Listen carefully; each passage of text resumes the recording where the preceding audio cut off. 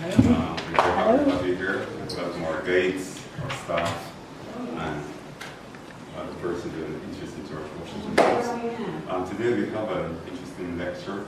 We're giving an interesting lecture from Dr. Jack Warren of the Cincinnati Society. And Jack is an authority on George Washington. He's certainly his CV, so I guess we'll have a good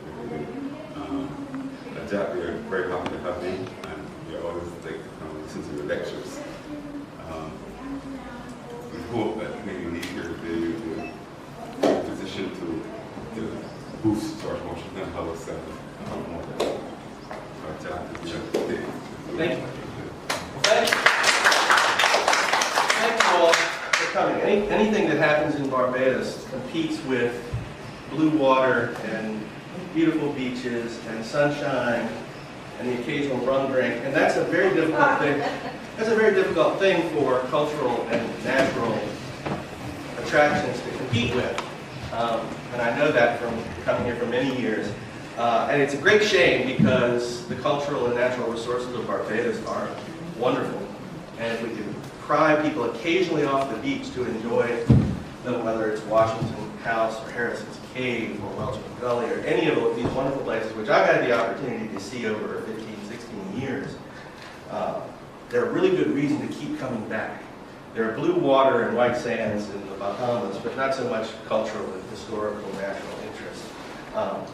And Barbados is rich in those things because Barbados was at the center of the British Empire for so many years, and was so vitally important to European interests, and so it has a very rich cultural legacy which affects all of us. And I'm from the United States, and Barbados is, we got out of the British Empire a while ago, as you may know. But nonetheless, our connection with Barbados is very important to us, and Barbados is a very important part of even the story of United States history, although many people in the United States don't appreciate that. Because in the United States, we think of Barbados as a little coral outcrop in the middle of the ocean. Beautiful place to go for sand and rum and sand and sunshine, but not a place to come to understand the history of all of our peoples in the Western Hemisphere, which it most definitely is. The problem of pitchforking people to come to an attraction like the Washington House, or the Washington House in particular, it always begs the question, who cares? What difference does it make? And you have to be able to answer the fundamental question. If you're going to get somebody to devote their very limited amount of time here to a cultural attraction, what difference does it make? Why is that important? I mean, that's a very fundamental and basic question. And if the answer is, well, George Washington was the first president of the United States and he lived here for 6 or 7 weeks, I don't think that's a very compelling answer.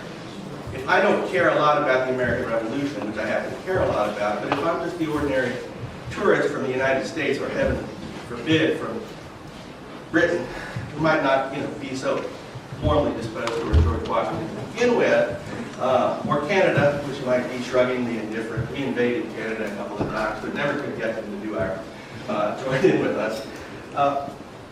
The answer is, it's not very important. It's not worth my time. And my argument is that it is worth your time, and it's worth the time of most of the people who come to visit Barbados. Let me explain to you why. I think that this house has an important place in the story of the most fundamental thing that is relevant to all of us, which is liberty. When George Washington visited Barbados in 1751, we lose sight of this because we live a long, 250 plus years ago. Most of the world, almost all of the peoples of the world, were unfree. They did not enjoy freedom of any kind. Now, it's true, we think here particularly, this is a very important place, I think, to think about liberty and what it means, because Barbados' history is tied so intimately to the deprivation of liberty for most of its people. And so it's a very obvious place, I think, to think about the history of liberty and its future, too. Because You know, Rousseau said in the third quarter of the 18th century, man was born to be free, but everywhere he is in chains. And today, the same is true. People, not just man, were born to be free, but in so many places, they are in chains. Most of the people in the world today do not enjoy fundamental liberty. We do.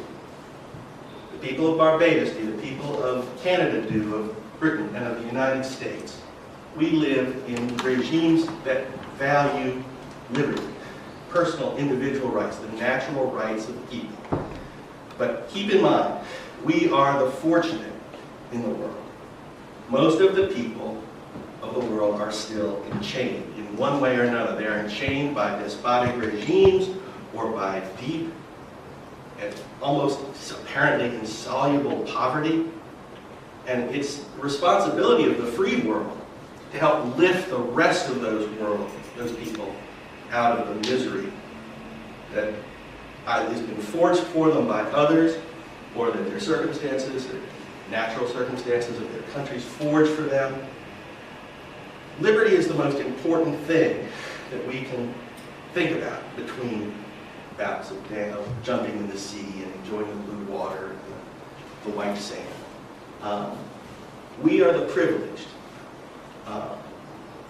Now, how did this thing come to be? What does it have to do with liberty? How did it come to be in the modern world?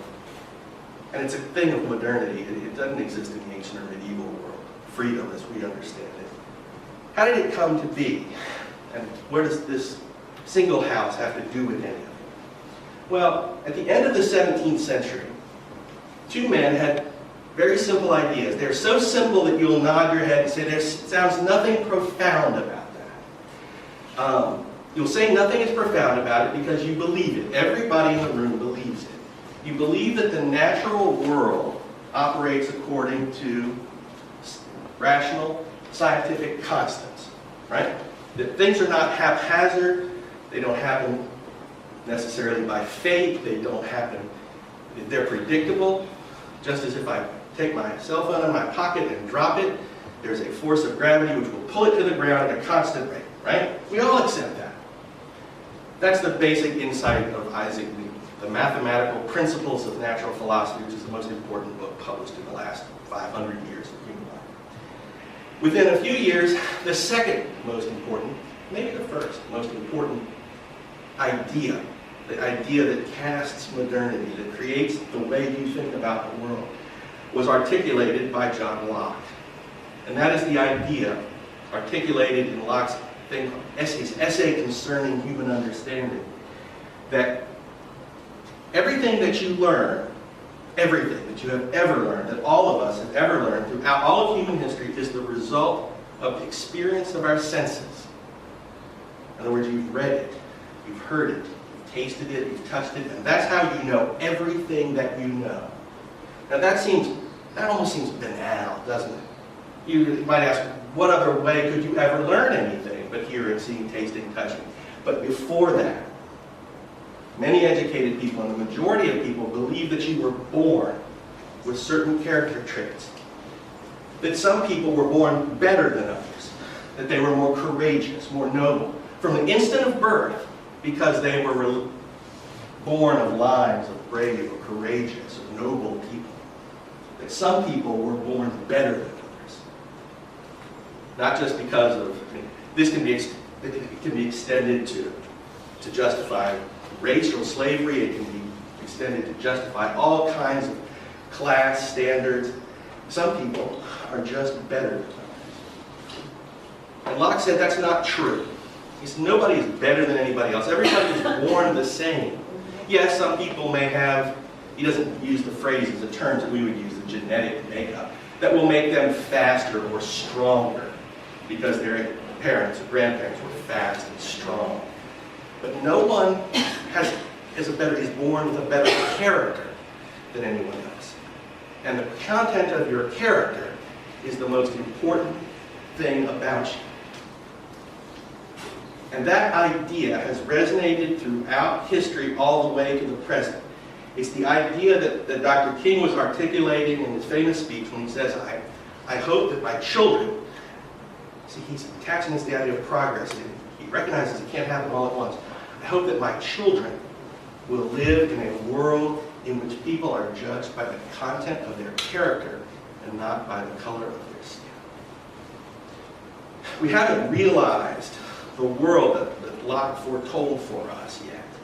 That world where people are simply judged by the content of their character, and their character is formed in their lifetime. It's not born in them.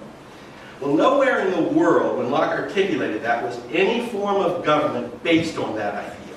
The idea that if everybody is born equal in character, that all people have the same fundamental natural rights. People throughout the 18th century talked about natural rights. Philosophers speculated, wrote book after book in the 1720s and 30s and 40s and 50s. All over Europe, they were writing about natural rights, but nobody was doing anything about it. Nobody was attempting to create a world in which people's natural rights were respected. In fact, the story of the 18th century is in many ways a story of fastening more and more and more chains on people of all races and of all types. And governments in Europe were becoming more and more authoritarian, and they were becoming more effective and more efficient in their authoritarianism. They were not becoming more free, they were becoming less. This is true even in Britain. Now, Britain enjoyed an advantage over other countries in that it was developing very rapidly economically.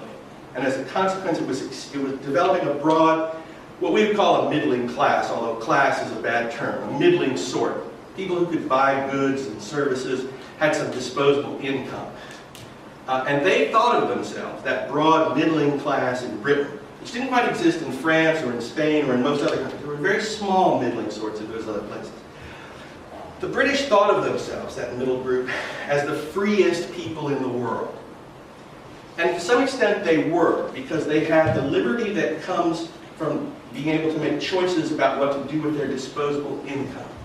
I mean, liberty doesn't mean a whole lot if you don't have effective choices. If I tell you you're free to go where you like, but you have no means to go anywhere, the freedom is meaningless to you. It doesn't have any effect on your life. So for liberty to be meaningful, you have to have both a respect for your rights, but also the means to take advantage of them. And the British had more of that than anyone else, at least middling sort in Britain did. And so they prided themselves on being the freest people in the world, but they were not. They were subjects of a king, a person born better than them in the theory of the time, and subject to an aristocracy, every one of whose members believed themselves from the instant of their birth to have been better than the other people around them, and the people around them, for the most part, not spending their spare time reading John Locke or his successors, believed it. Well, now we reach the American Revolution, which I'm here to tell you, and I'm a proud citizen of the United States. I try when I'm ever in Barbados to stop saying I'm a proud American, because we're all Americans. That the American Revolution is important because it puts into practice, haltingly and difficultly and in a limited way at first, the idea that people have fundamental natural rights and they have nothing to do with the condition of your birth. Washington was the leader of that revolution, was the indisputed leader of that revolution, and he believed that people were all born fundamentally the same. And so if we're going to understand the revolution in favor of human liberty, of which all of us, everybody on this island today, wherever they are from, are beneficiaries of that revolution, of that American Revolution, even though they may be Canadians or Barbadians or British, in some way or another they are connected to that event. That event that began in the United States in 1775, in a political revolution to establish independence, not because there are rights of Americans, but because there are rights of mankind. That's what the American Revolution articulated.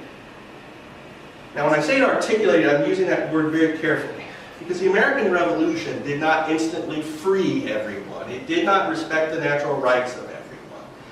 And some people will say that the American Revolution is not something to be honored or respected because it did not provide for the natural rights of women. For example, half of the population remained without political and legal rights in the United States into the 20th century. It certainly did not respect the rights of the hundreds of thousands, something millions of Americans who were enslaved. They were deprived of the most fundamental rights. It applied mainly to white men, generally of British background, to a limited segment of society. But it began a conversation, at least, in the United States about what we have articulated this idea. We have said in our most fundamental document, all men are created equal. And almost immediately, there are women, brilliant women, who begin asking the question, what is this business, all men are created equal? And do you mean mankind? And people write this to Jefferson, not right away, but during his lifetime. Does that men part, does that mean mankind, or does that really just mean the male gender? Or does that apply to everyone? And of course, people immediately ask the question. John Jay, one of the most brilliant American statesmen, and Alexander Hamilton, who's Washington's aide, both leaders in the anti-slavery movement in the United States, and they asked the question. The Marquis de Lafayette is one of Washington's closest associates. He says, does this apply to African Americans? They don't use that term. Does this apply to the people who have enslaved? And Lafayette doesn't ask the question. He tells them it does. Lafayette had come to America from France to participate in this revolution in favor of natural rights. And this applies to absolutely everyone. And he starts to poke Washington gently. They're very close to one another. And he says, and you yourself are an instrument of the enslavement of hundreds of people. And they begin a conversation about that goes on for several years and which stimulates Washington's thinking. We can't expect, we can wish for, but we cannot expect that instantly this revolution in favor of natural rights would have been fully realized. It is not fully realized today, not even among ourselves, those of us who live in the free world. And it is certainly not realized in the rest of the world, all those people who remain in chains. But we should push one another. And those of us who resist should be pushed harder and forced to articulate the counter position, why it is that this freedom doesn't extend to this group or that group. This is not a fundamental natural right. If those are arguments that we need to have, and that we have in civilized society and have had since 1775. Before that, it was theoretical.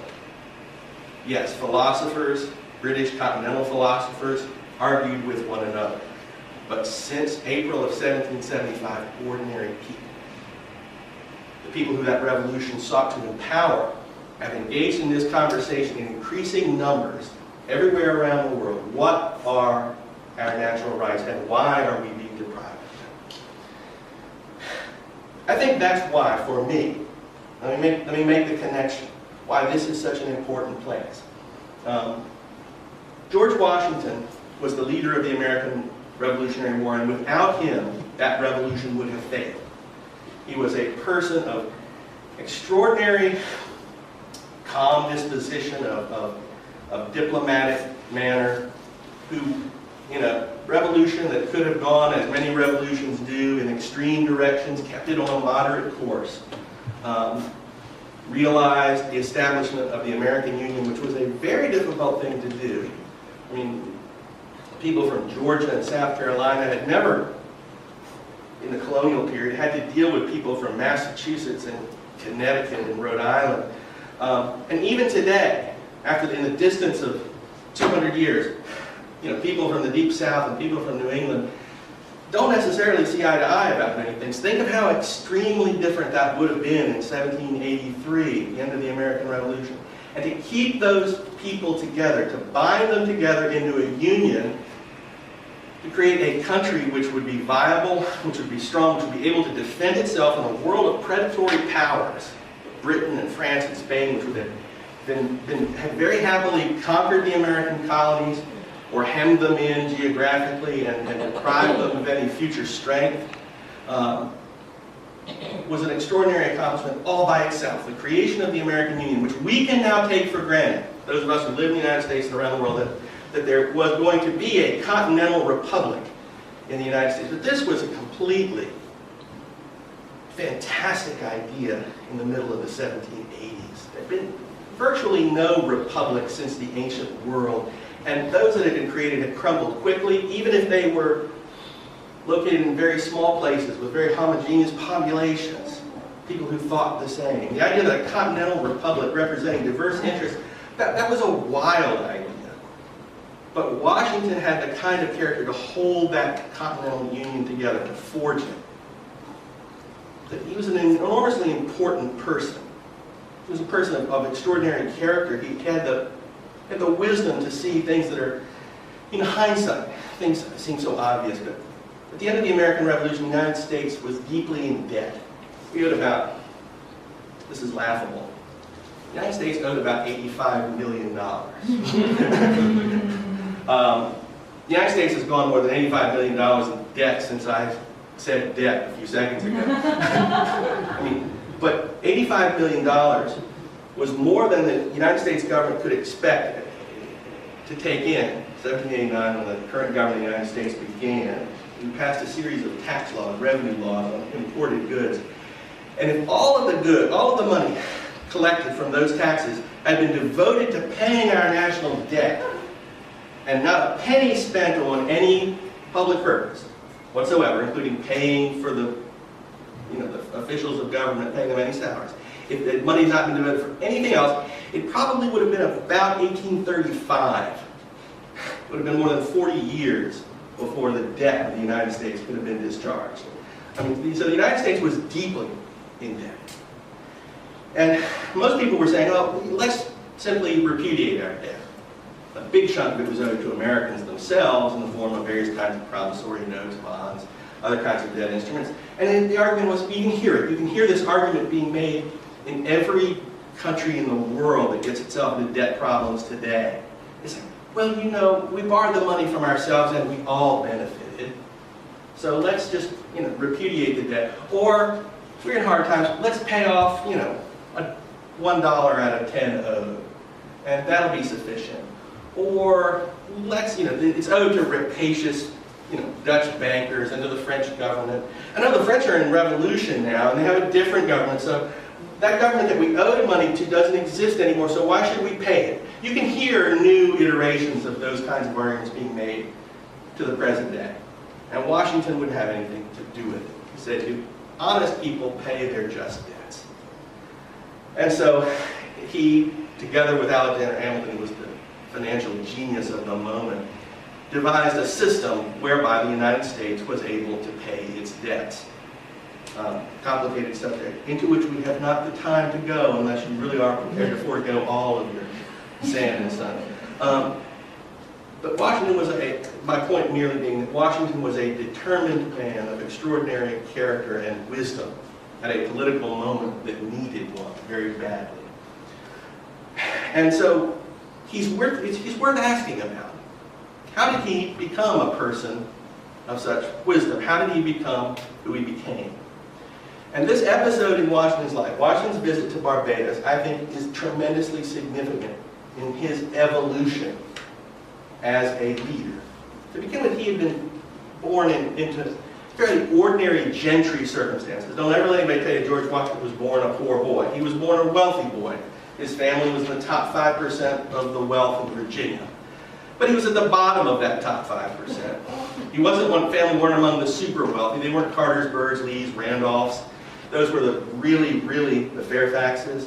Those were the really wealthy people in Virginia. The Washingtons were pikers, or what in the 18th century sometimes referred to as cadet gentry. Local gentry, sort of on the county or parish level. They were the people everybody knew the Washingtons in the neighborhood. You got 100 miles away, there were other people that you knew about.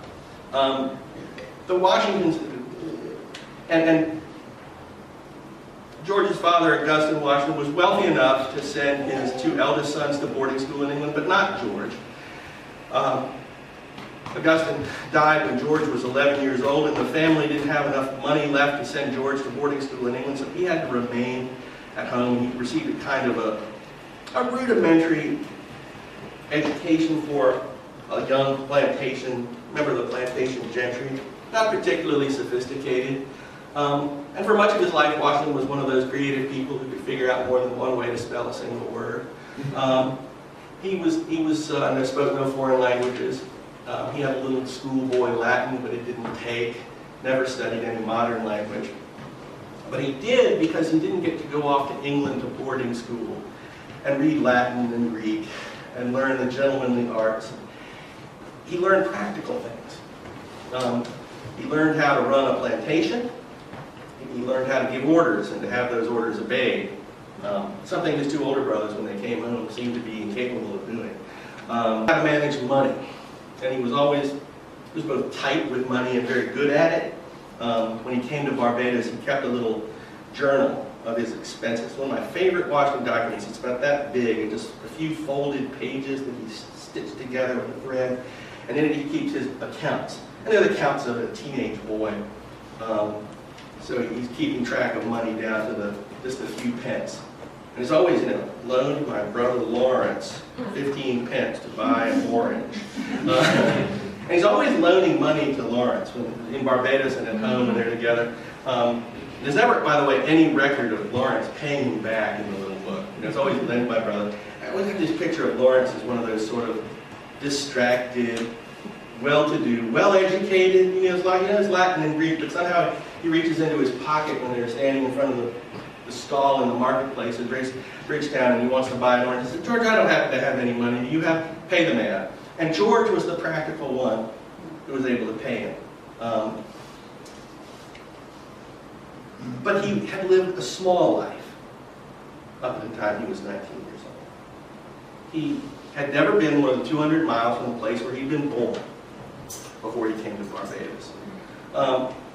And he had no prospect of rising in the Virginian gentry. At the very best, he would remain level with where his father was, but actually, with what he stood to inherit, he would probably decline a little bit, unless he were to show great energy. Now, 2 years before he came to Barbados, he had been appointed a county surveyor through the patronage of the family, the Fairfax family into which Lawrence had married. And he thought this was great. He wrote in one of his boyhood letters, he writes this to a friend, he says, during the surveying season, surveying is in the fall and in the spring, the fall when the leaves are gone, the spring when the leaves haven't come on, but not during the coldest part, not during the summertime when the leaves are all on the trees and you can't shoot sightlines through the woods. So there's a very short window of opportunity for surveyors, at least in undeveloped country. And Washington has to give up in the fall of 1751 his surveying season, which means he has to give up what he says is a doubloon a day, every day. And he says, I feel like a rich man. He says, I make a doubloon a day. Well, that's not a lot of money, but it was an amount of money that appealed to a young man whose sights were set fairly low, who expected that he would become, at best, a kind of county gentleman like his father. But when Washington came to Barbados, he had opportunities that he had never had at home. It's very important to understand that. They're great planters in Virginia. And Washington encountered the Fairfaxes, who were great planters, but nothing on the scale of the people he encountered in Barbados. He had access, through family connections, to some of the best, wealthiest people on this island. And he was entertained everywhere he went. And Lawrence was entertained. He was the tag-along younger brother, without question. Lawrence had a sophisticated education. He was actually married into the Fairfax family. George was not being entertained. George was the guy who was sort of following behind, right? But the experience, nonetheless, was transformative to him in a way that could never have been for Lawrence. Lawrence had spent years in England. But to come to Barbados for Washington was to see how people lived who were really successful. And to begin to imagine that he could be successful like that occurred to him. He also encountered for the first time military people. Now, Virginia was important to the British Empire, but it was nowhere near as important as Barbados. And as a consequence, it was not well defended. Washington had never shaken the hand of anybody with a regular British Army or Navy commission growing up in Virginia. But as soon as he reached Barbados, he encountered people in the Army and the Navy in particular.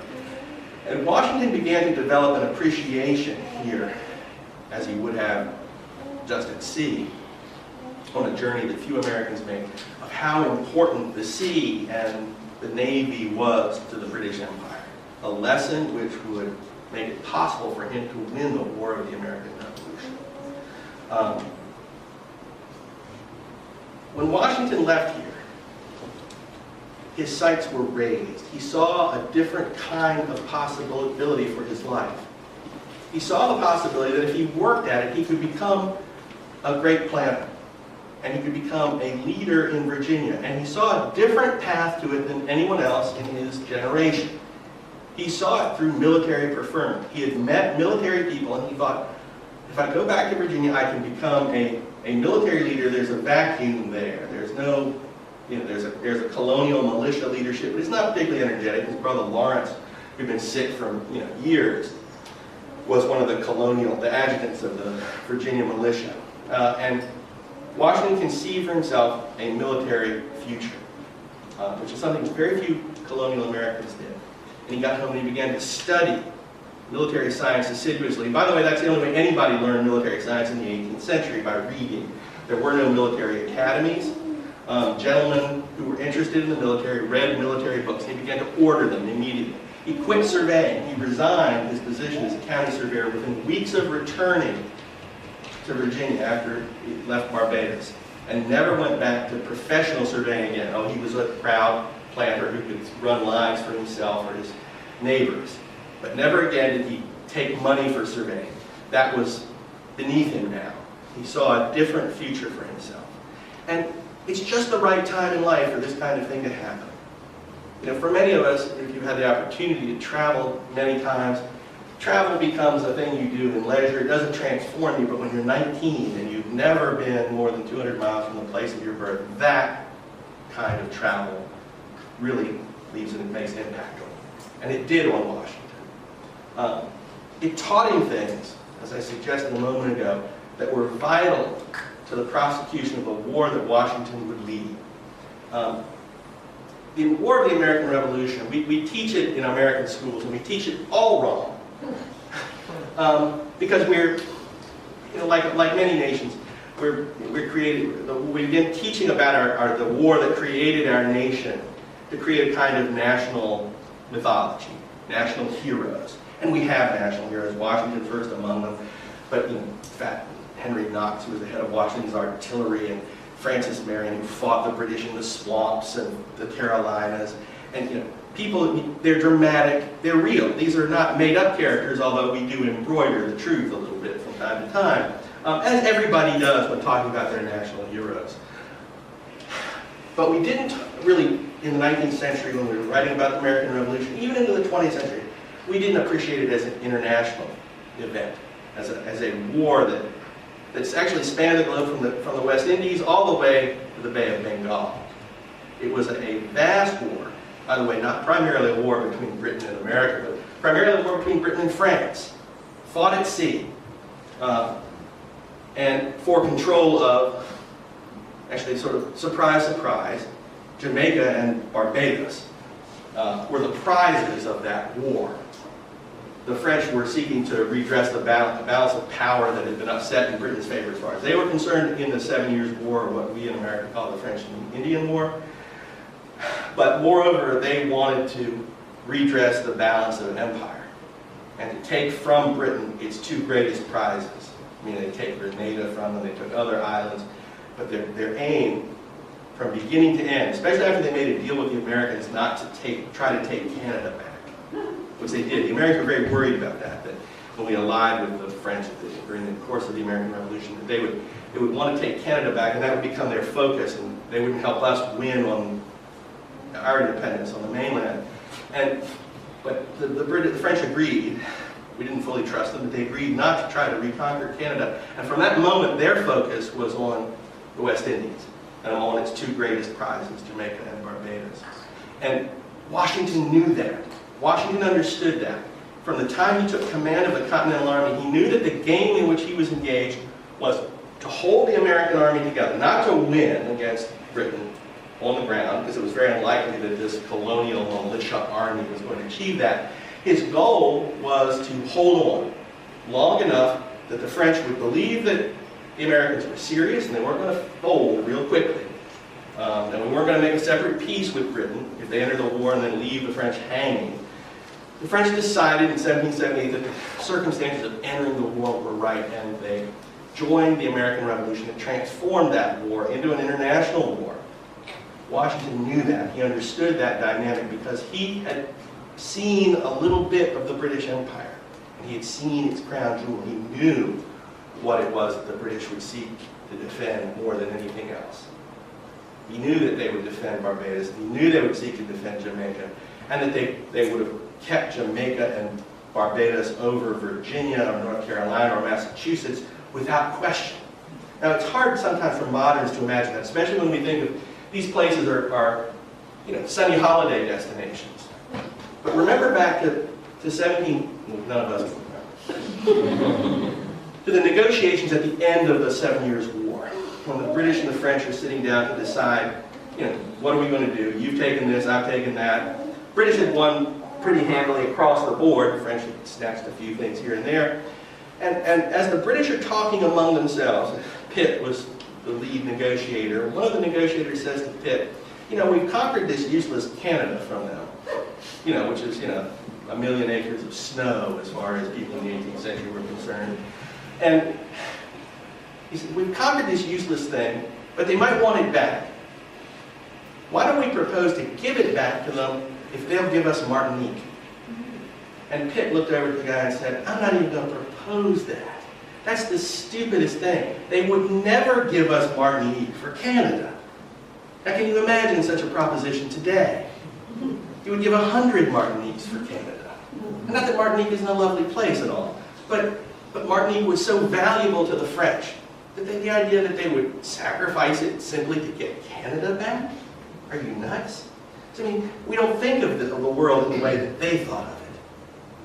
They thought of it in cold and calculating ways. They attached dollar signs to these places on maps. And Virginia was mostly forest and weeds and savages. And Barbados was this wonderful income-producing jewel. Jamaica, the same. And the idea that they would give these things up was insane. And so Britain's whole conduct of the Revolutionary War, which Washington understood because he had seen it, he had seen Barbados. He understood that their conduct in the war would be predicated on defending these places at all costs, and that he was entirely right. The moment the French entered the war, the British pulled their army back from Philadelphia, abandoned the city they had conquered, back to New York, and the main British army never thereafter left New York. Part of the army was sent to the West Indies to defend the West Indies, and the British funneled all of their naval resources, first and foremost, in the defense of the West Indies. And thereafter, the American victory was made almost inevitable by the course of events. It became a commercial war. The greatest, for those of you who are citizens of the United States, the most important military event of the American Revolution. See, Washington was sensitive to this. He writes about these things. It's not the Battle of Monmouth, or maybe even the Battle of Yorktown. But in 1780, an enormous British convoy heads for the East Indies. Heads for, is owned by most of the ship vessels owned by the East India Company, and is captured entire by the Spanish who entered the war on the side of the French off the Azores. And that leads to the increase. This sounds really pedantic, and nobody's going to tell anybody about this when they're visiting the White House, but it's interesting. Maritime insurance rates went up 800% in 1 week. 800%. Now, if you're a merchant in London, and the insurer has just told you that your insurance rates have gone up ×8, because we're at war with the Americans, and the French and the Spanish are allied with them, you would howl immediately to end this war. It doesn't matter. What the hell? We're going to have to. The Americans are going to buy from us anyway, even if they're free. We're still the people who manufacture things and sell things. So why in the world do we want to fight their independence a moment longer? Washington understood that. He understood the commercial dimensions of the war he was fighting. He understood its international dimensions, its imperial dimensions. And he did so in large measure, I think, because he had made a trip abroad. He had been to the Caribbean, he had seen it. Now, Jefferson and Adams, they went to Europe, and they learned what they learned from that experience. Washington covered the entirety of what became the United States. He visited every state in our union and much of the unorganized territory west of the Appalachians as well. Washington had visited the West Indies, and Washington's travel experience was much more valuable to him as a statesman than Jefferson's or Adams were to them. As important as it could be. And so the experience that Washington had here was not simply 6 or 7 weeks of a young man traveling with his sick brother. And as soon as he could, he got on a boat and went home. That was the imperative. His brother was ill. Barbados being wealthy and a sort of metropolitan center of the British Empire, there were physicians here that could treat him. It was a place, not just simply a place to get out of the Virginia winter, although that was a pretty good idea, especially when the winter we've had this year, I can endorse that idea very much. But it was a place where Washington learned a tremendous amount that shaped who he was and made it possible for him to lead this revolution in favor of liberty. And every event since has flowed from that revolution. That's all.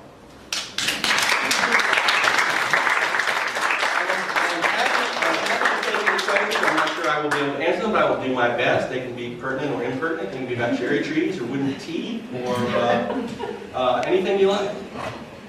Settle for me the question about the cherry tree. Did he actually cut down the cherry tree? I mean, I've heard stories. The story of Washington and the cherry tree appeared in the 6th edition of Parson Mason Locke Weems' biography of Washington, published in 1806, 7 years after Washington died.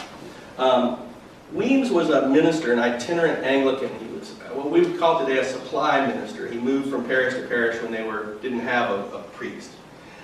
And he had talked to a lot of people who knew Washington as a child. And he larded into his little popular biography of Washington all kinds of anecdotes about Washington's childhood, some of which are demonstrably true. That is, he puts them, for example, in the mouth of an actual witness. He says, such and such told me that this happened.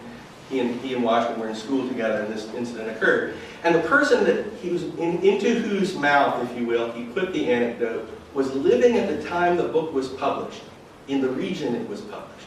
And it strikes me as highly unlikely that he fabricated a story like that. And the story that comes, in that sense, comes to mind is there's a story in the book that Washington, when he was a boy, could throw a stone across the Rappahannock River. Now, in later versions of this story, retold by others, it becomes the Potomac River, and it becomes a silver dollar. And Washington was much too frugal to throw money anywhere.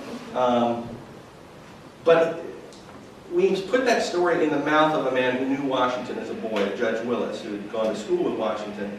And I think that story is entirely credible, although it is a hard thing to throw a rock across the Rappahannock River. At Fredericksburg, I've tried.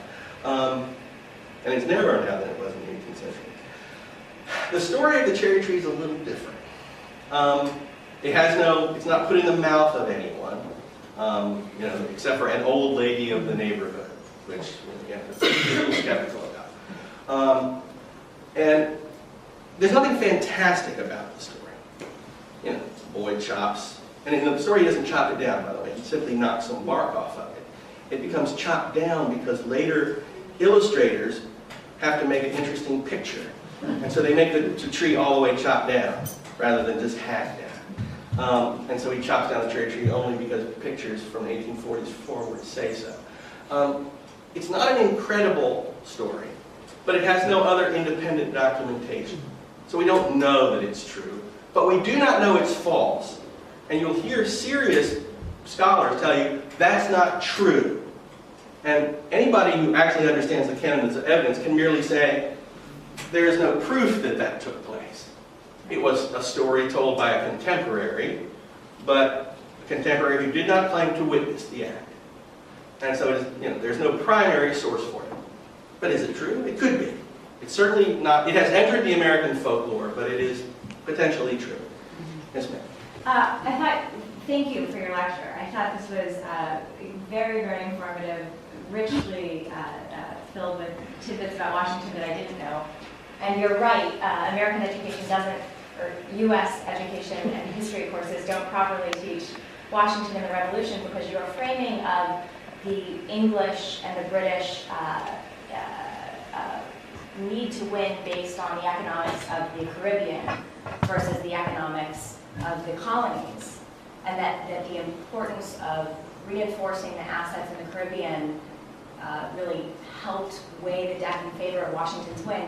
Can you give us a sense of how the American colonies' economic output compared to their assets in the Caribbean?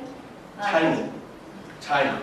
So we tobacco, cotton in the U.S., and then the sugar cane and tobacco. What else was in the Caribbean?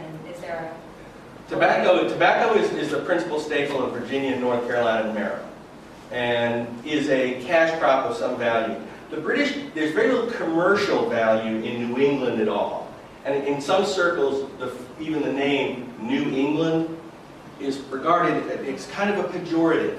In a mercantilist imperial world, you don't want a place that has the same kind of resources that you have. You want some place that has different resources.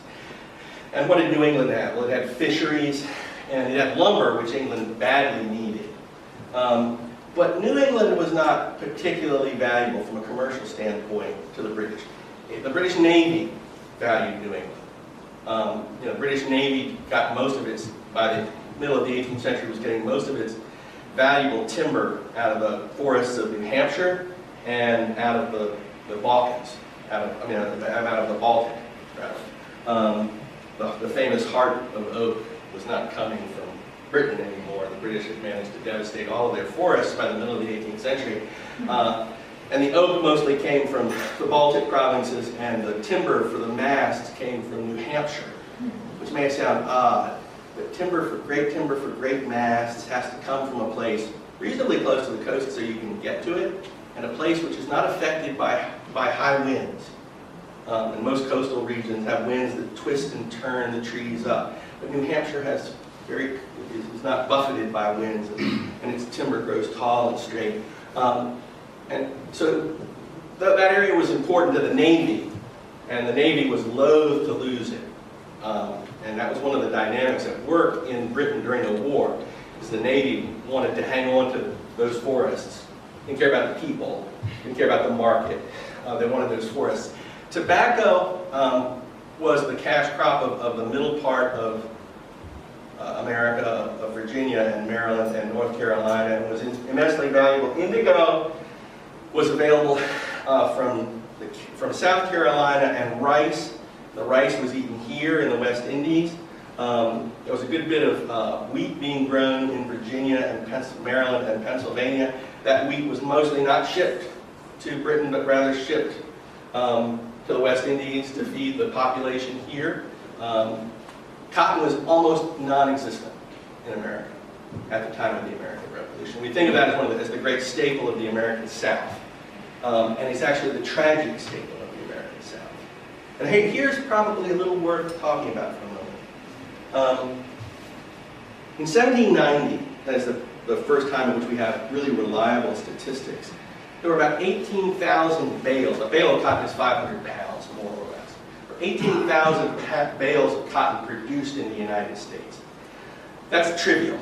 It was one of the least important crops grown in the United States. Because cotton, and if you have opportunity, because they're growing cotton now more and more in Barbados, it's always been here. It's been here since before sugar. But as land goes out of sugar, some of it is going into cotton, particularly in the far south of the island. You pick a bowl of cotton, it's full of seeds. And you have to pick the seeds out by hand or with combs by hand, before the invention of machinery to do that. And a single person could produce very little cotton in a day. I mean, just a little pile of picking these seeds out. And so nobody bothered to grow cotton. It just wasn't effective or efficient. But After the American Revolution, a lot of American soldiers who served in the Revolution took up land in the South to become planters there. And General Nathaniel Greene, who was one of the heroes of the Revolution, established a plantation in Georgia.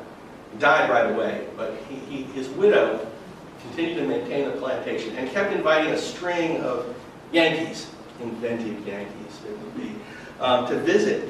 And one of them was a young man named Eli Whitney, who had nothing else to do and was kind of a tinkerer, was sort of hanging around for about 6 or 8 weeks.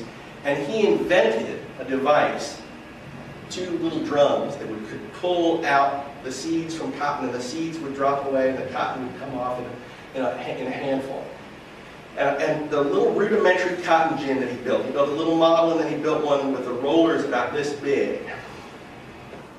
That model could produce more finished cotton in 1 day than a person could produce in 2 months. Continuous work. And that made cotton, this device, then once translated into large sort of industrial machinery, translated cotton into a product which could be sold in bulk, in vast amounts.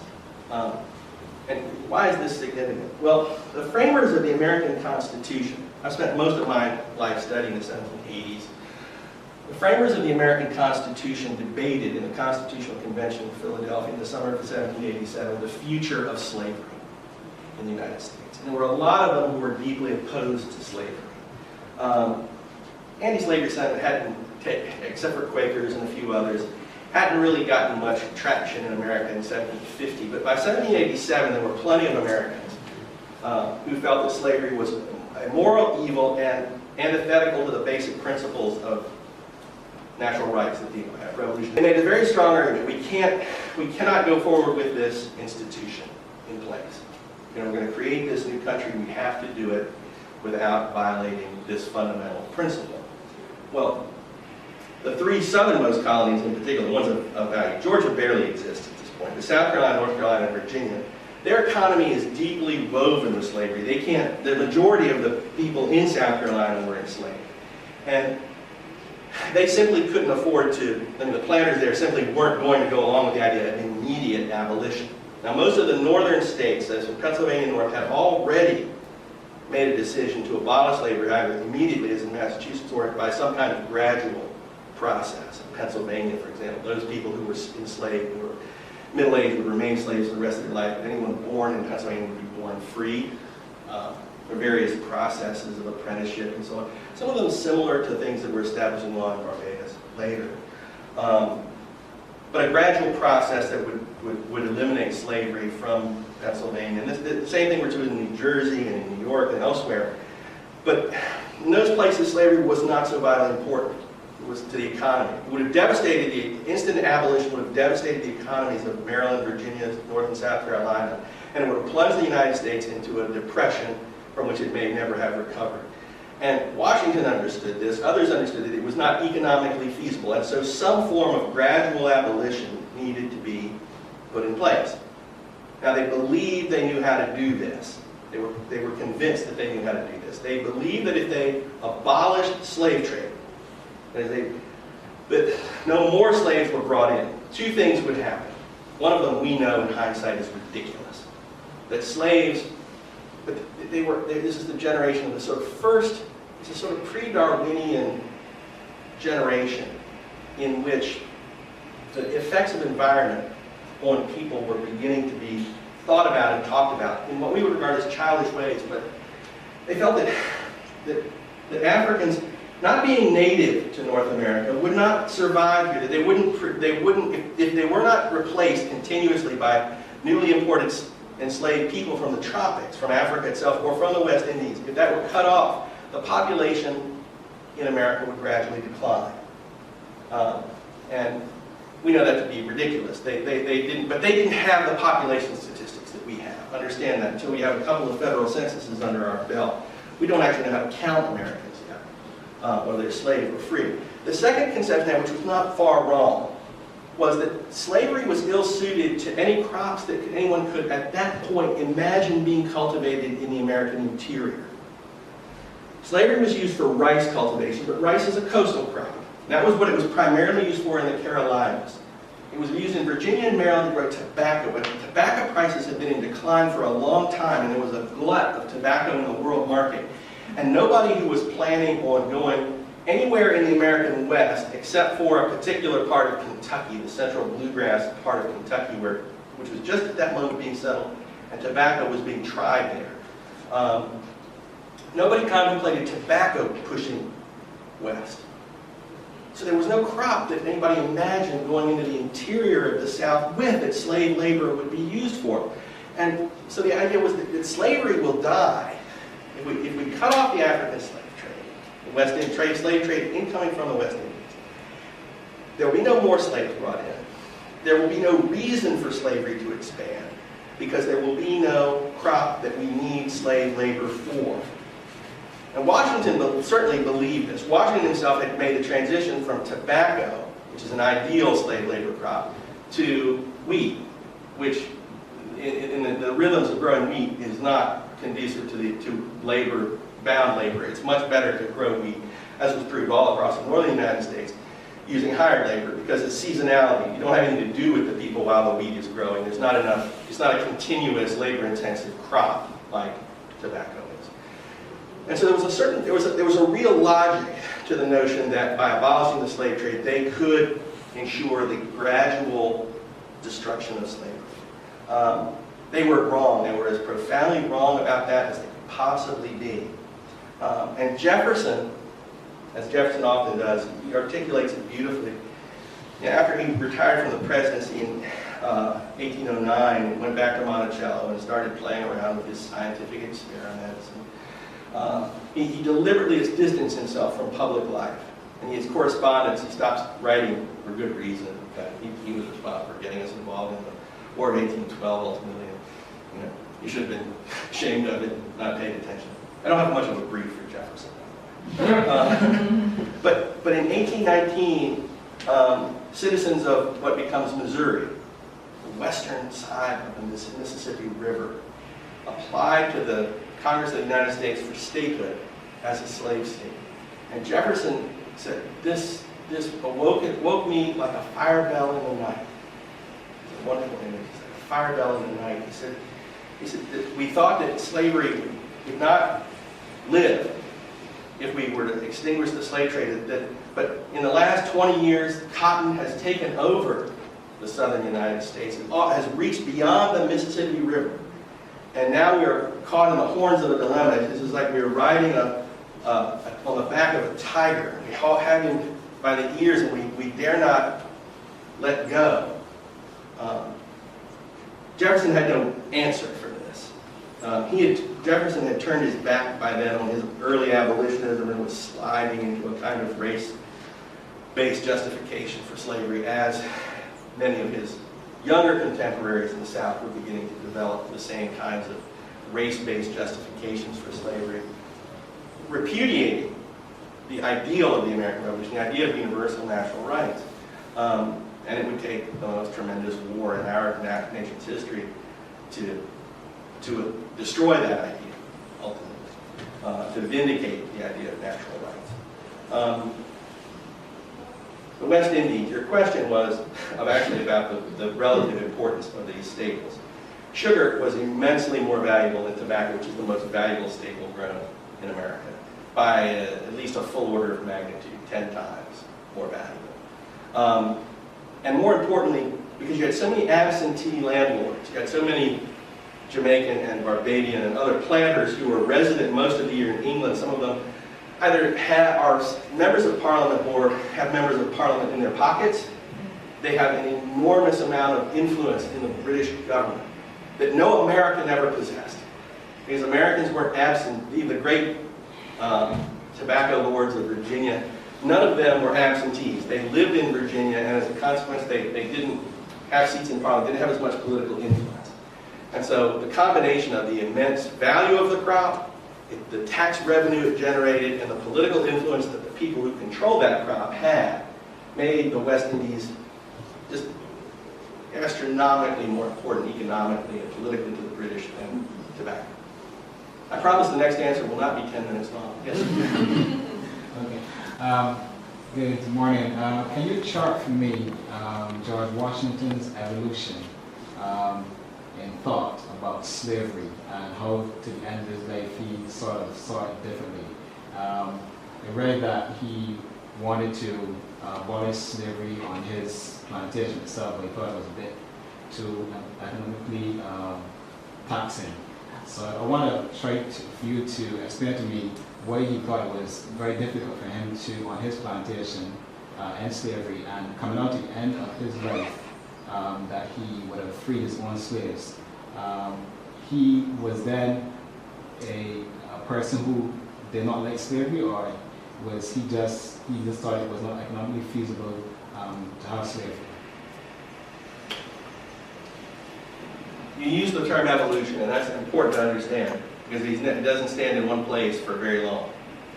Washington grew up in a society, as I said at the beginning, where degrees of freedom were the fact of life for people all over the world. And slaves were people who were deprived of all freedom. But everybody had, except for the people at the very top of society, had limitations on their freedom. Washington did not regard, as a young man, slavery as anomalous, or he had not drunk at the well of natural rights. He didn't appreciate that all people are created equal. And so when he visited Barbados, slavery would have been second nature to Washington. It was a natural thing. There's no evidence, we're talking about a 19-year-old boy, so what he had thought about. We have 20 letters and a couple of youthful diaries to go on, so not a lot of data about what he was thinking about, much of anything. But there's no evidence that Washington had given slavery a second thought. He was, I presume, a perfectly typical son of the Virginia gentry in 1751. Nor does he, in his Barbados diary, slavery is different in Barbados. It's conducted differently. Virginians use a task labor system, which was not as brutal, and the gang system used in Barbados is a lot more taxing for the people involved. And then the fact that there's simply no identifiable seasons. I know you all feel there are identifiable seasons in Barbados, but the rest of us, it seems beautiful all the time. And the beautiful all the time is wonderful for us as visitors, and created a hell for the people who had to labor in it, because there was no winter in which you get to hunker down in your cabins and do your own work and so forth. Slaves in Virginia were often given large chunks of time off in the winter, and if the master was at all humane, he permitted people to engage in crafts and activities of their own and sell goods at market to have money for themselves. All those kinds of things are extremely rare here, because there's lack of seasonality in the work. I know there are seasons, but they don't compare to ours. It won't make them. So Washington would have seen slavery, we know he saw slavery, conducted in a different way. What impact that had immediately on him, we do not know, because his diary does not say very much about the enslaved people of Barbados. They appear to him to be invisible. I mean, when we read it, they are the background of life here for him, just as they were there. He takes a great deal of interest in Barbadian agriculture, so I presume he did pay attention to the way in which labor was used in agriculture. So he was not insensitive to what the situation here was.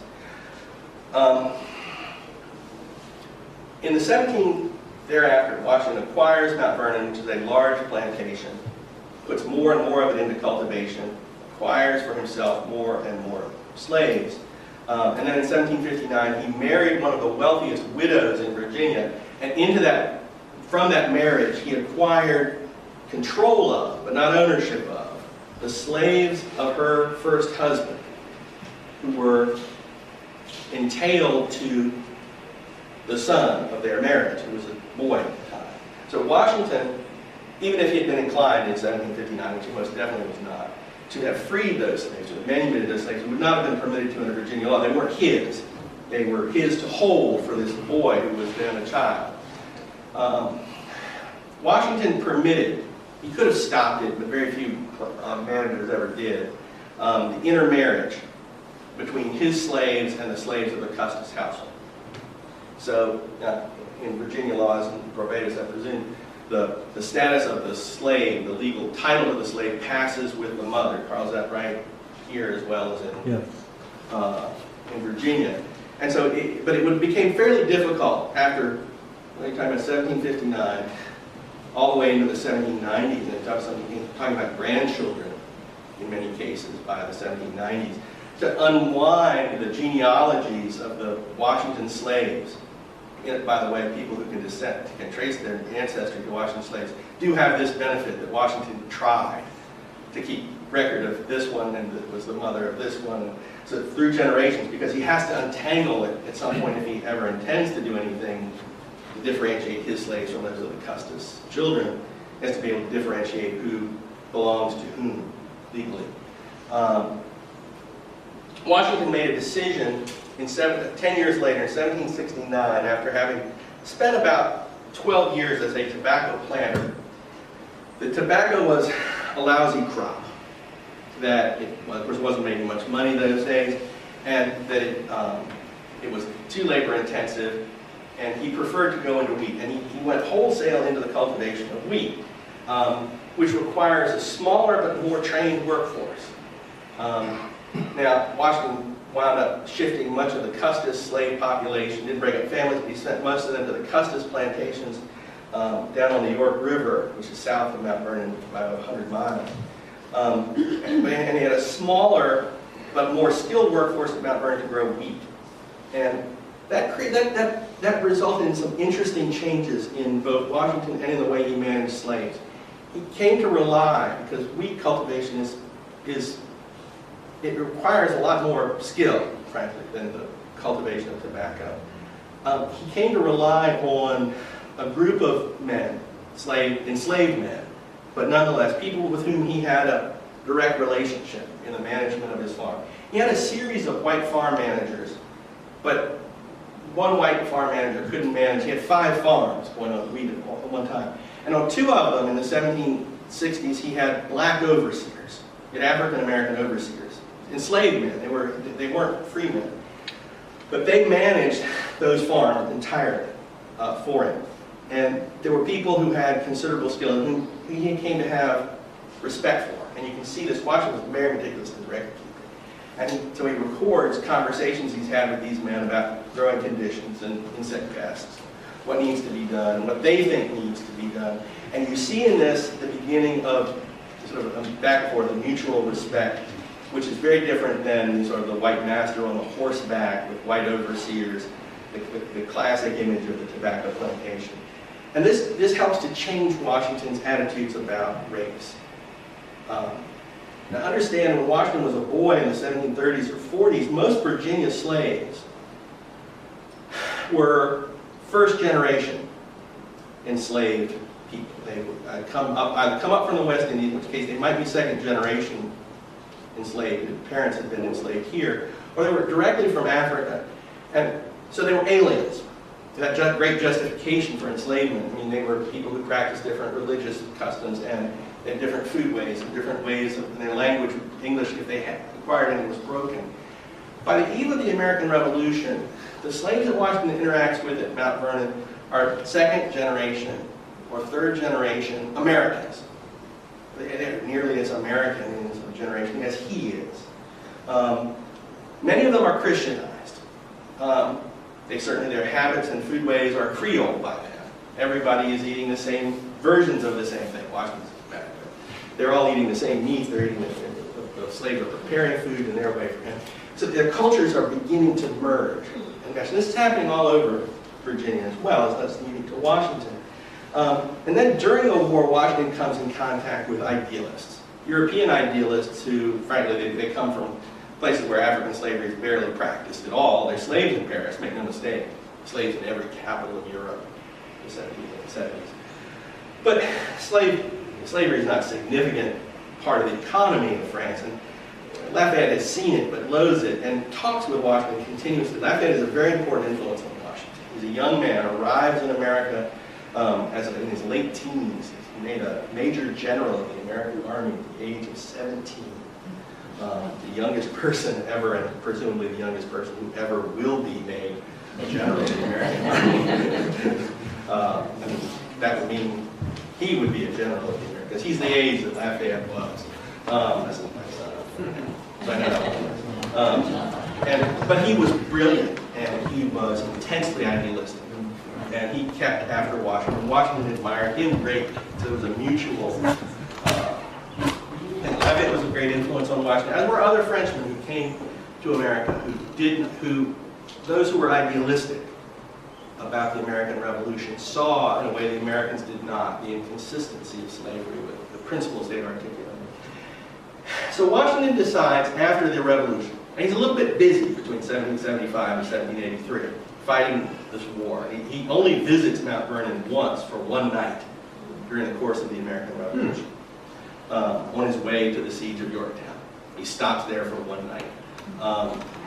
And in all that time, he'd never been back, so he doesn't think much about the condition of slaves at Mount Vernon during the war. But after the war, he makes a decision that he will end slavery at Mount Vernon. Now, exactly when he makes this decision in the 1780s is not clear from the documentary record. But he clearly made it by 1791. He had decided to manumit all of his slaves. And Virginia law made this difficult because manumission is a favorite strategy of the runaway master.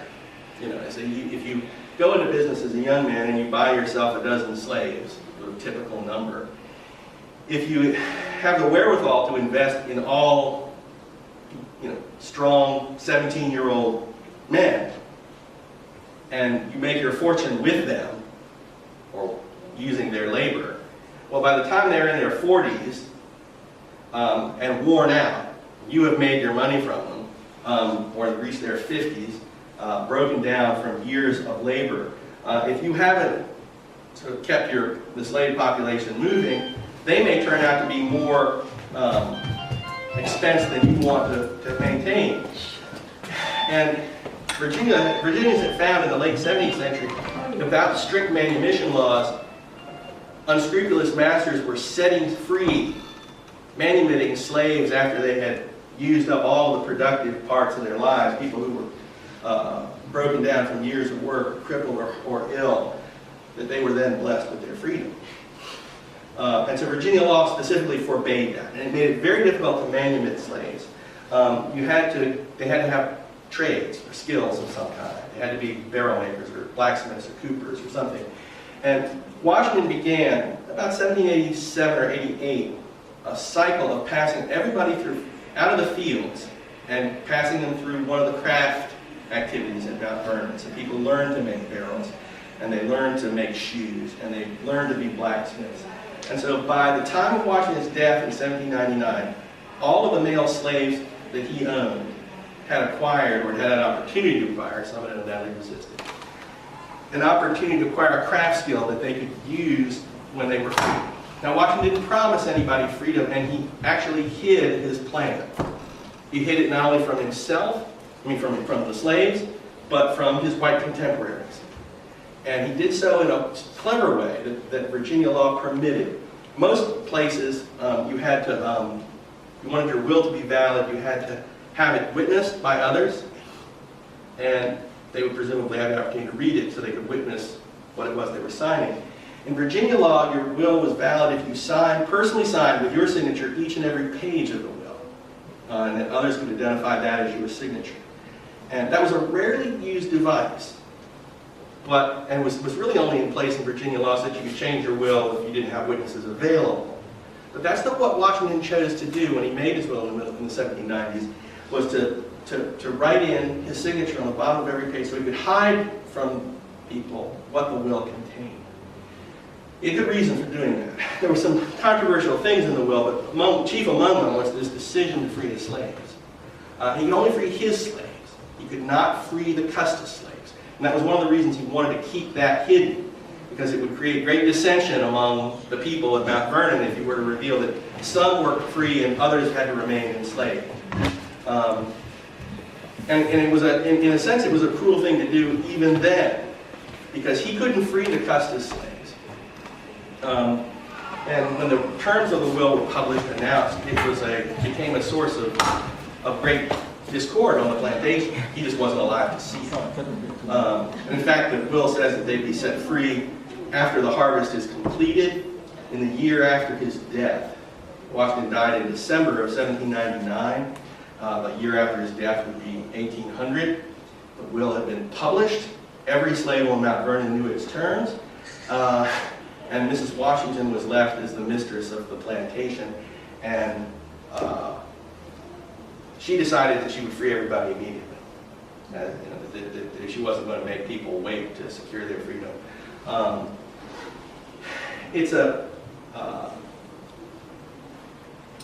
Washington can be criticized, and has been. It's an easy thing to say, well, you freed your slaves after you died, so you enjoyed the advantages of their labor throughout your life, and deprived your heirs of, and Washington had no children, so he was leaving the place to his nephew, who was a lawyer, not a planner. Easy thing for him to do. It wasn't. It was difficult. He had to spend years calculating how to do it, to cycle these people through the craft skills that the law required him to do. And it was important to him. He believed that this was the right side of history to be on. He knew that slavery was doomed, that the American ideals articulated in the Revolution were inconsistent with the practice of slavery, and slavery had to go. He wanted desperately, selfishly maybe, to be on the right side of history. And he was one of those at the Constitutional Convention who had hoped, who had believed sincerely that the abolition of the slave trade would lead to the gradual abolition of slavery. Yes, Carl? Yeah, 2 quick questions and an observation. The little comic book that you referred to, has that been scanned by the Library of Congress, and hence is it available on internet? Which book? The little comic book that you referred to. No, the little account book is actually not among the Washington papers. It drifted out in the early 19th century and is owned by Morristown National Historic Park in New Jersey. And I don't have a copy of the whole thing. I've seen the whole thing, but I've never seen a full copy of it. But I can certainly work on obtaining one. It would be a fun thing to have. No, I would love to have one, and I think it would help to focus my interpretation of George. Yes. Anyway, if you work on that, plus George's favorite song, whatever. The other question is, in Virginia, how do you all pronounce the name for the fish, barracuda? Barracuda. Barracuda. Well, it's interesting because in his journal, George spelled barracuda exactly the way Barbadians pronounce it. Instead of ending with a C-U-D-A, he spelled it C-O-O-T-A, barracuda. And that's exact. I don't know if it was an 18th century phenomenon. It could very well have been. But He probably would have learned of the fish here. It's not. No, but it was, they tried to catch one on the way down from Virginia. But somebody would have had to tell him what that fish was. Barracuda is not common in the waters of off Virginia and Maryland. Yeah, there may have been West Indian seamen on the ship who said, hey, Well, they certainly made the trip George, repeatedly. that's a barracuda. Yes. Yeah. I would Because he guess. wrote it down B-A-R-R-A-C-O-O-T-A, barracuda, which they tried to catch but did not. And the observation, last observation, the interesting point, regarding, like, I suppose, his perception of blacks as a young man, it's clear that the society that he came to in Barbados was different to the Virginian society. Similar in some ways, but yet quite different in others, and different culturally. And the dynamics of the demographic situation in both colonies were different. By the time he got to Barbados, the slave trade was no longer of importance for Barbados. Barbados, from an early period in slavery, had more black women than black men in the population, just as it had more white women than white men, which made Barbados' demographic profile different to all of the other West Indian islands. This meant that by the time he came here, Barbadian whites were generally about 5th or 6th generation born, and Barbadian blacks were 4th or 5th generation born. And the process of creolization that you referred to had become far more pronounced. And you can see it in his comment on white Barbadian women, when he talked about them disagreeably adopting the Negro style. What does he mean by that? All he means is that By the time he came here, white Barbadians had gone through 4 or 5 generations of being brought up by black women, from whom they acquired speech patterns, etc.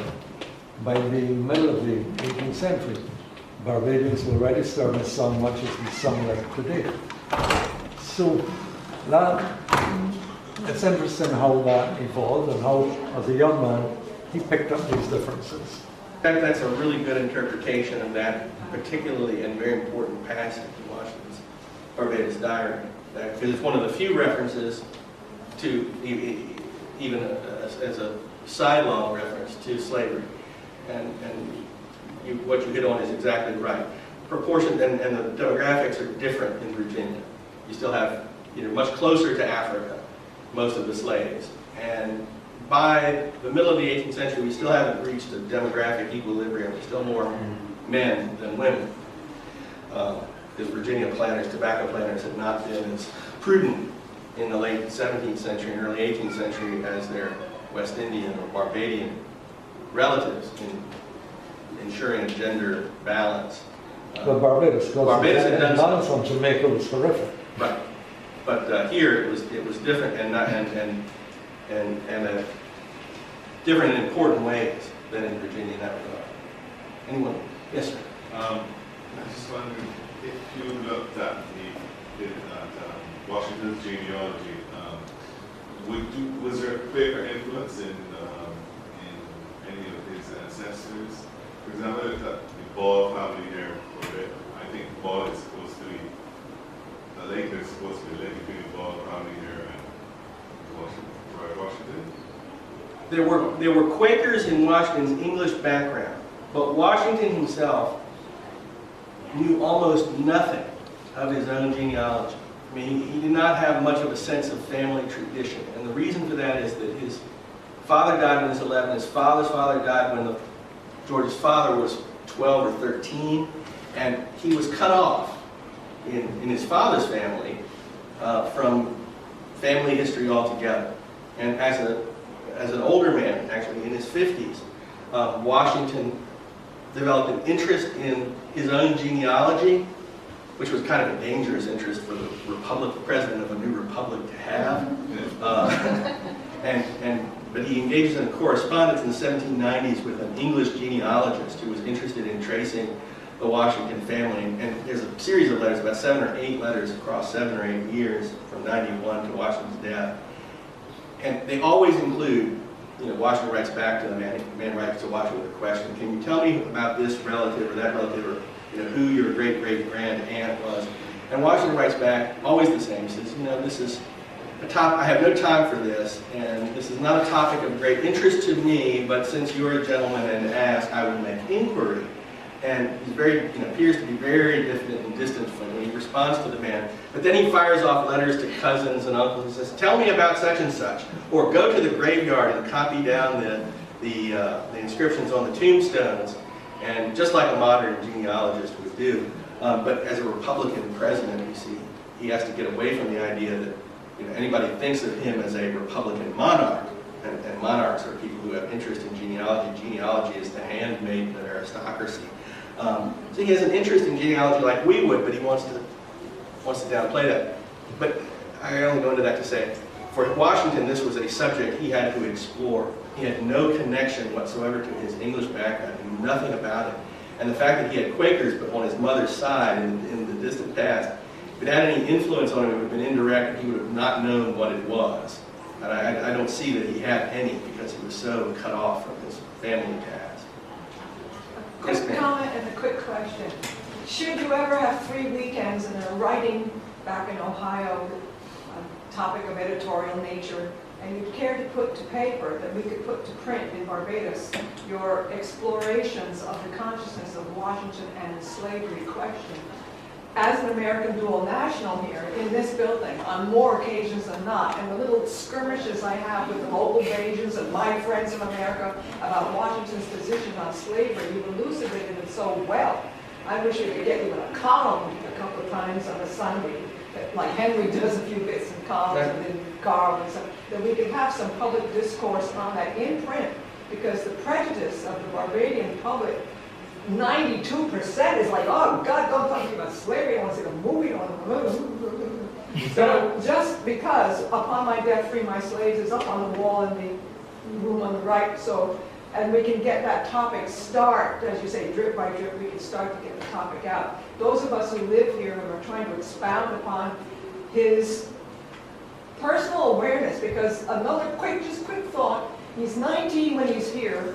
At 23, he's leading the American forces against the French. That makes him 23. 2 horses are shot out from underneath him. He survived the maelstrom that we have up in his diary and in the exhibit upstairs. Could have killed him on that one. And the question would be, do we put too much consciousness to the fact that during the Hessians and Trenton and the smallpox and the retreat, prick the smallpox, re-inject yourself, and thereby you will be inoculated, and this small raggle-taggle army will help to be strong against the British. That's what I was curious about, his experience with smallpox here in Barbados. Is that also another little turnkey that allows him to move forward in his... It is important. I didn't mention it because I assumed it was something that everybody in the room was aware of. Washington's bout with smallpox here, and of course, smallpox is a disease you only get once. You're immune after you've had it, and him getting it here was a benefit to him. Getting it at all was a benefit to him because in America in the 1770s and extending into the 1780s, one of the most terrific smallpox epidemics in the history of the Western Hemisphere took place. It's spread all the way from, actually, the earliest records of it are in Mexico City, and it makes it up its way through the Caribbean, up through into the southern colonies, spreads through the 13 American colonies, and then through the Great Lakes, all the way to British Columbia. It devastates Indian tribes, and it devastates American populations. It takes place during the war. And Washington imposes inoculation on his troops. He's very aware of the problems that smallpox can devastate the army. And of course, the British Army is made up of young British men, and smallpox was endemic in Britain, and most of them were immune. There was a smallpox epidemic in Boston during the siege of Boston at the beginning of the war. And when the British left Boston, Washington handpicks the officers who were permitted to go into Boston to take control of the city. And the men he picks, the requirement is you must have had smallpox. You cannot go into the city if you've not had it. And then at Valley Forge, he has the army forcibly, and in some units, the New England units, who think that it's this is subverting God's will by inoculating you, preventing you from getting a disease God might want you to have. I mean, you can certainly play that game the other way, and I can hear Washington playing it. Well, maybe God wants you to be inoculated. Washington is an incredibly pragmatic guy. He said, well, God put our ability to stop this disease in our hands too. So, and that argument is made in Valley Forge, but it doesn't matter. It's an order, and so the army is inoculated, and it helps to save the Continental Army. I mean, in that war, as in many other wars, disease kills many more people than bullets, and that Washington had enough trouble holding the army together. So the fact that he had smallpox here is a significant factor. I don't emphasize it as an interpretive thing, because he could have gotten smallpox at home. I mean, it passes through Virginia in waves. It's not endemic there. But that isn't unique to Barbados. It's unique to what happens to Washington in Barbados, but that could happen anywhere. What happened here that's unique is that he sees a different society and he imagines a different future for himself. That's critical. Be delighted to write, all you have to do is, you've got the back of a cereal box in Barbados. You want me to fill in the back, I'm happy to write that. I'll write anything to try to articulate, number one, what Washington was about, but number two, the importance of this place and the importance of that dialogue. It's important. We live in the free world, and it is important for us continuously to talk about freedom, its conditions, its fundamental basis. And it's a very healthy dialogue to have. It's a perfectly reasonable thing for a Barbadian, particularly a Barbadian descended from people deliberately enslaved, to say, I've got nothing to do with that guy. He was a master of slaves. And that's a perfectly reasonable reaction.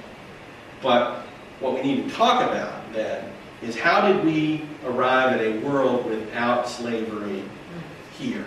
How did we arrive at a world, in which a large proportion of people are free and which one day everyone will be free? The American Revolution is not done, but it is a revolution with universal ambition. It is no respecter of culture. Frankly, the ideas of the American Revolution do not say it's okay if it's your culture to kick women to the side and to say they're subhumans or less, if that's what your culture says.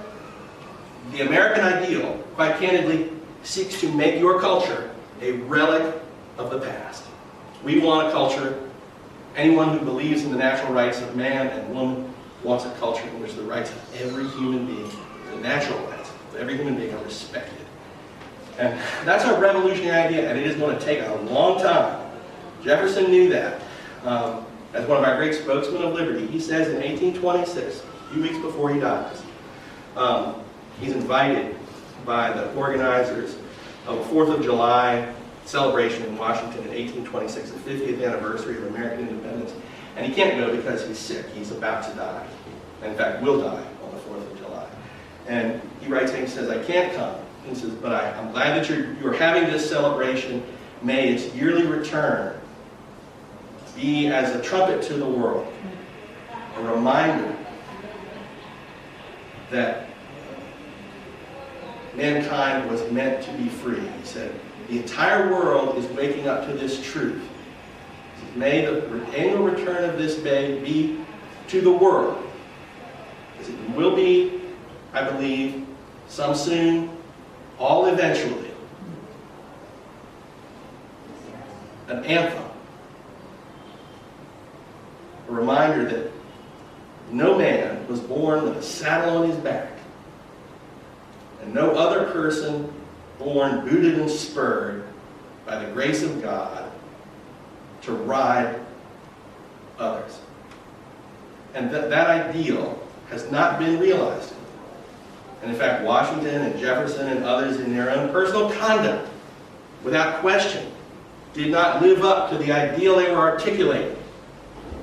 But that does not undermine the validity and the importance of that moment at which people began to articulate that idea most clearly, most profoundly, and in a way which has not ceased to the present day. So it's a good thing that people challenge. Anyway, I've kept you all. You've all been very polite to listen to my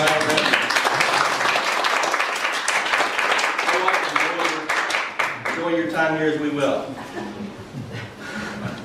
Jaffer Latham, on behalf of Wallace, thank you for this invitation. Well, thank you all. Thank you all for listening. George Washington. That's how